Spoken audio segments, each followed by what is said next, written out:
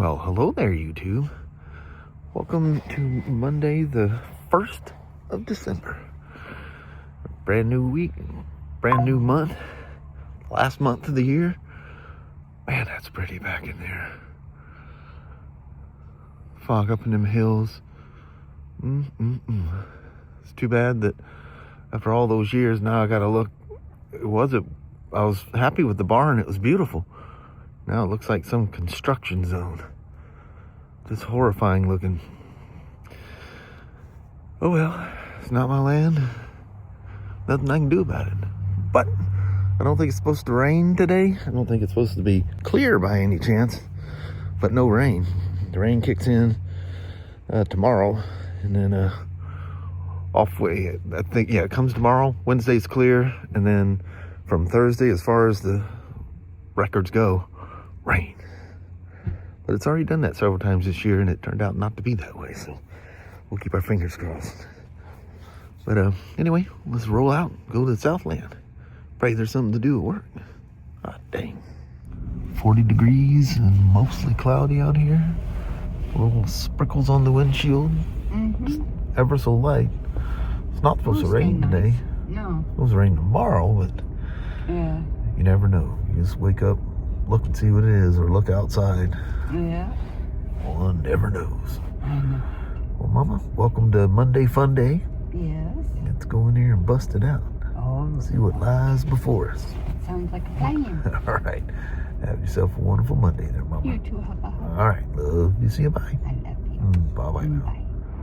It's a shame. It's, good Lord, it's already 1:30. It's this beautiful out here today, and not a single customer. I do have something coming later on in the week. Something with a spider. Jets flying over. I just went to the car, grabbed that one fork tool that I borrowed from upstairs. I'm bringing my bearing driver tool back to my little collection. It's just a heap pile in my box. Good Lord, need a side-by-side? Holy moly. But they go quick. That's one thing that sells. Despite how expensive they are, they sell really well. I'll show you this embarrassing old... Well, this was my electrical drawer. Unfortunately, the only thing I take out of here nowadays is the cables. My really old Micronta gauge. It's always perfect. I know this was my first multimeter I ever owned, and I got it through Yamaha Special Tools when I was, good Lord, I was also in the early 80s. I thought it said, it says right there, Yamaguchi, an old manual gauge, because that's what I had at home. I don't remember the brand of it. It was my dad's that I used for everything. I used them manual gauges forever. But this is my collection of those drivers I've gotten over the years. This is the longer pole that does it. It's just the same thing, it's just longer. But you got the different ends. I must have been flying through here knocking stuff over. But you got all the little pilot ends that go on for the inside of a bearing, like a wheel bearing. It goes all the way down to some super small, really small sizes. I hope I still got those down there. I sure don't see them now.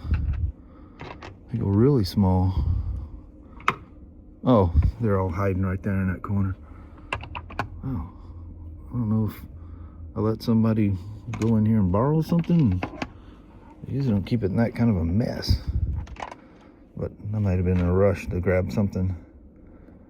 And I thought for that driver tool, I think this is one of them, that'll go, it's an insert that makes the long pole driver.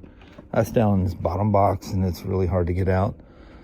That for putting steering head bearings on.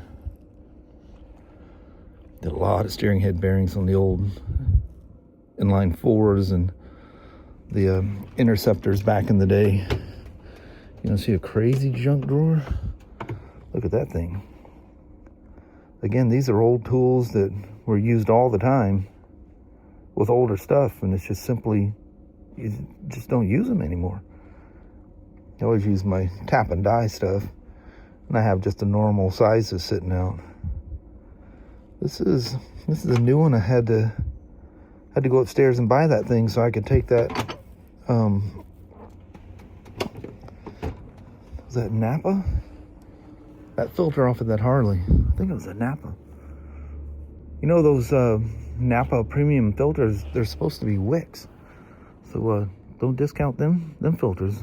Wicks filters are fantastic for your car and stuff. If you have the option to use it, get a Wicks, get it.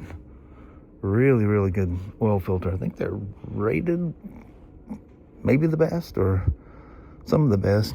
The one that shocks me when rating motorcycle filters is the high flow Filtro filters. You know, I've been selling those things for eons. And, you know, they were always just a budget filter. You guys remember, if you go way back, there's a company called EMGO, EMGO. They sold aftermarket. That was the old, you know, cartridge where you take the cap off and you replace the filter cartridge within. It wasn't a spin-on filter. Geez, I think even the Goldwings had those too, the old ones. All the inline fours, and my CBX had that. My 750, my 900, my 1100F, all used literally the same filter. I think it's a 426 prefix filter. It's probably changed to something else, but I remember people getting those IMGO filters and changing the oil and just find them collapsed, and they were running off the, good thing they had check valves in them, because that's what it ran off of, because the filter would just implode on itself. Of course, it could be people short running their bikes, and you get a bunch of moisture content in there. The moisture doesn't go through an oil filter very well. I've even had spiders, you know, they're that same cartridge drop-in type thing as well, and up to a point that BRP even updated them. Now they have this like cage outside. The old paper filters that they used to use, they recalled them all. Had somebody come in with an old Spider that had one of those old filters in there, and I think they said that they had recently changed the oil. Not to change it, but we had to do the clutch on it. He had smoked the, no, not the clutch, water pump seal. So all the oil gets dumped out when you do that. So you got an oil change, and it was a Rotax, one of the old paper, the outside of it's paper. If you ever see one of those things, just throw it in the trash. Whether it's the little tranny one or the tall engine one, do not use the paper ones, because if they got moisture in them, they would collapse. I've had some aftermarket filters in the 1330s. I won't say the name, but they collapse too. And the worst thing is you know how the cap on the 1330s have that long shaft that goes down. It goes through the filter and down into the filter housing. And when it collapses, a little metal cage on the inside, it shrivels up and captures that plastic shaft for the oil filter cap. And man, getting in there, trying to pry that thing open so you can save the cap. We've never had to replace a cap, which includes that long shaft. So yeah, I've dug a few of those things out. But I don't know what the new ones are made out of, or if it's the caging that keeps it from collapse. I have no idea, because I've definitely had some short run spiders come through here when you pull the dipstick out, and it's got milky goop all around towards the top because moisture rises. And man, horrible thing for motors. It doesn't matter car or motorcycle, it's just a bad thing, especially nowadays, because everything gets recirculated right back into the system. And the wetter it is, the more of that is going through your throttle body right into your combustion chamber again. I mean, if it's hot enough, you know, it'll burn it, but I don't want water going through my motor, either from short running and build the condensation built from the inside, or it trying to escape through the breather that goes right back in through the throttle body or bodies, right back in. But that goes right through the combustion chamber and out. But as you know, some of that's gonna weep past the rings and put water right back down inside. It's just a nasty, nasty thing. It's amazing that people that have either left comments or sent me emails and stuff going, oh, I do that all the time, that's a crock. That's not a thing. No. I just make these things up just to come up with some kind of controversy, Have nothing better to do, so I just come up with something that somebody doesn't believe in. Get a lot of that kind of stuff. It's funny, last week I was talking about people I like to watch restoring these old cars, and it's some of them, they talk about some of the emails they get on things, and oh man, the keyboard warriors. It's so funny. And just, how blatantly, all you'd have to do is just do a quick search on that. Do some fact checking. But no, they open up their mouth and run off. I don't know if I told you about this last week. Yeah, I did. There's somebody that does this, and that really irks my hide. Because the crazy thing is, the one that had, it was not sitting down here cold. But look how many times there's a quickie right there. There's one right there, one right there, one right there, one right there, one there, whoop, one right there, and one right there. And I never, absolutely ever, do a burnout on somebody's Spider. But the thing is, that one that was sitting there was cold. I mean, the odds of it hurting anything are about next to nil, but still, just the idea that somebody did that to a cold motor, to something that you don't even own.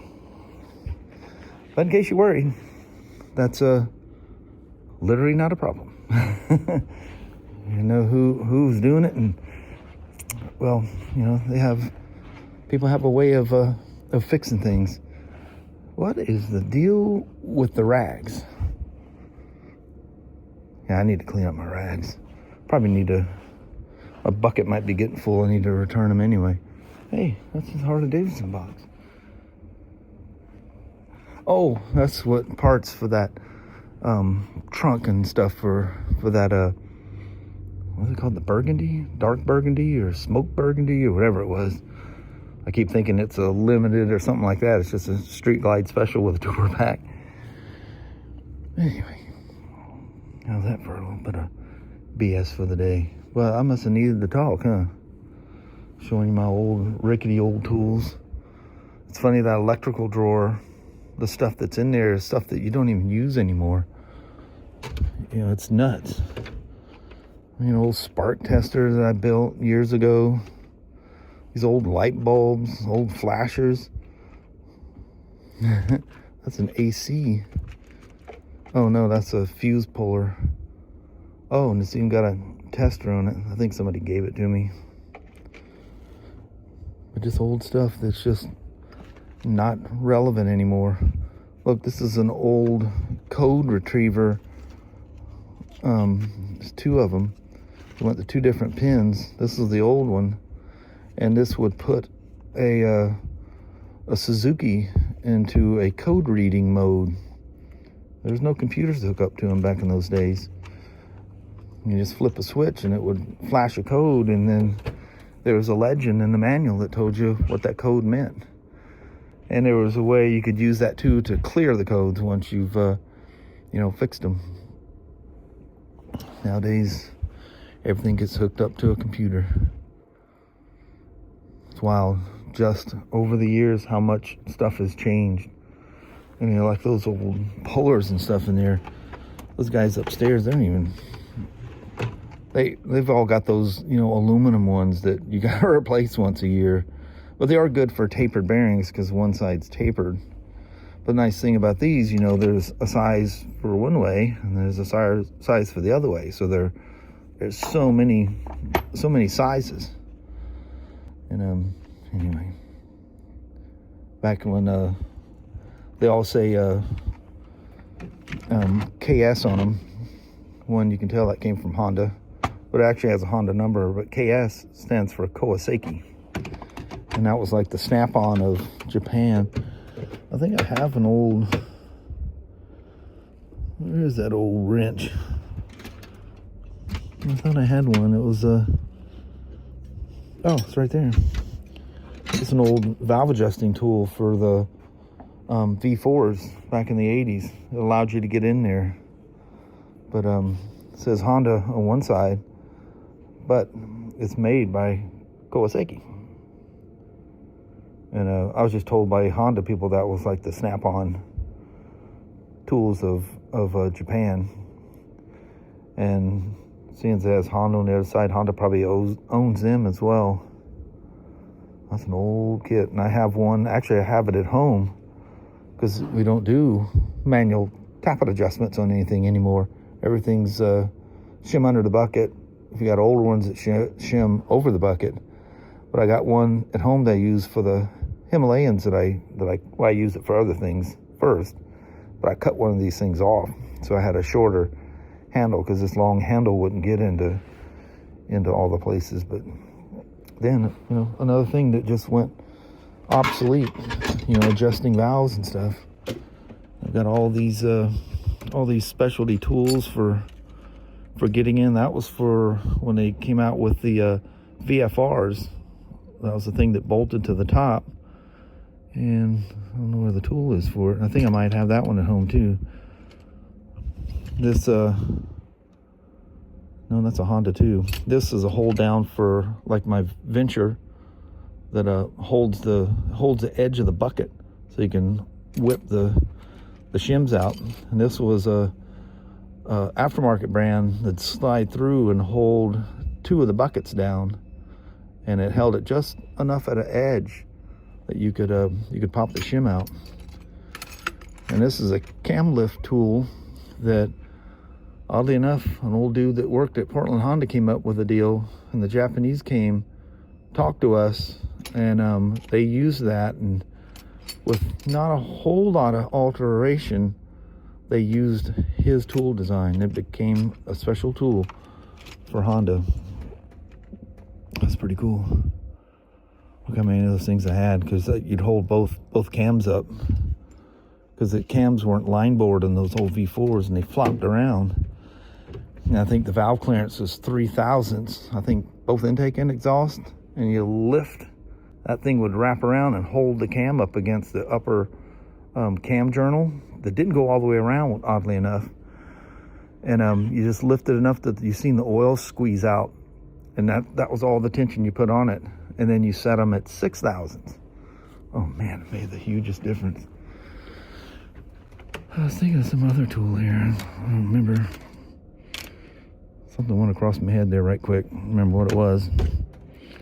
But anyway, you can always tell a guy that's been around a long time because they got a box full of old stuff.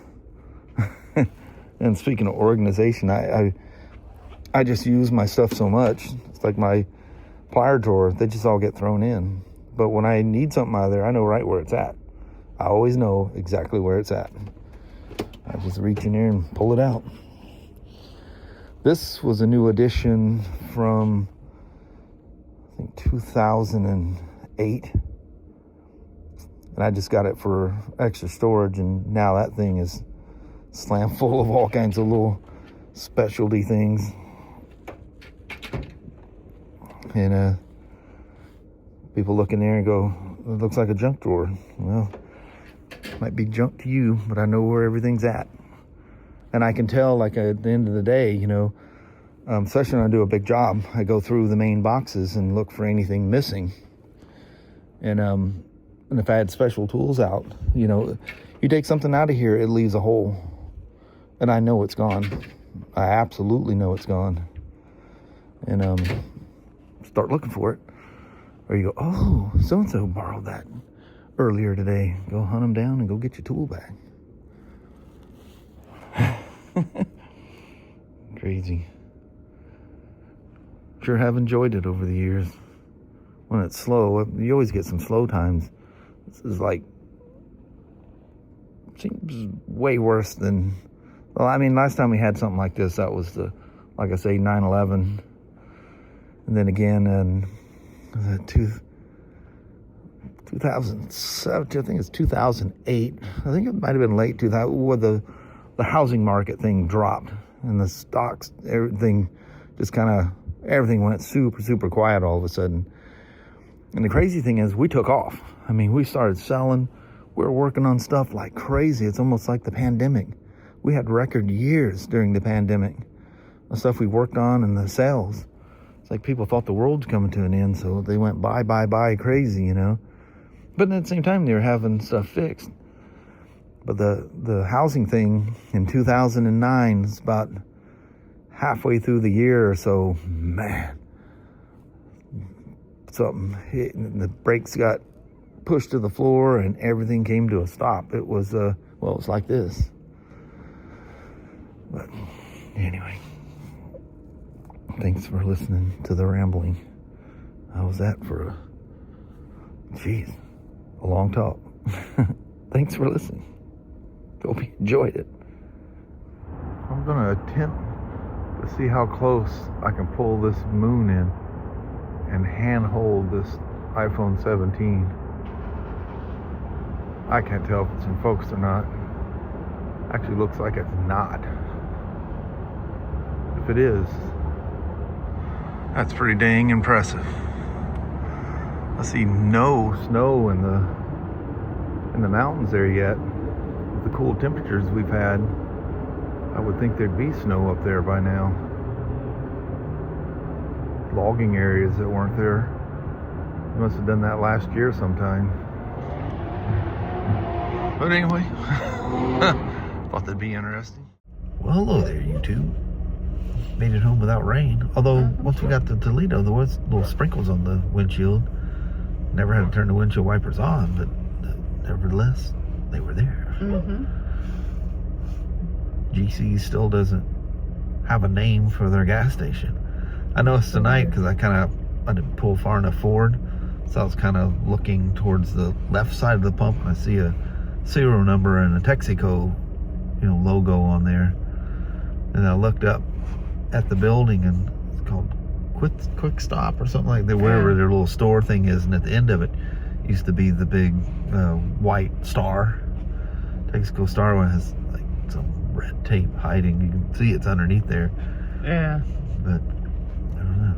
We don't know what it is. We don't know, but they're sorry, my light's about to fall out of my hand. But the gas is cheaper than even the cheap place down the road, so yeah, so that works. We're not complaining. No. But I think on that, we'll conclude a Monday. Alrighty, well, thank you guys so much for watching. We really do appreciate it. We will talk to you tomorrow. Same smoke time, same smoke channel. Don't forget to give a thumbs up. You guys have a wonderful Tuesday or Wednesday. Heck yeah. All right. And we will see you tomorrow. You in the morning. See a neighbor right by. I still wonder what they're going.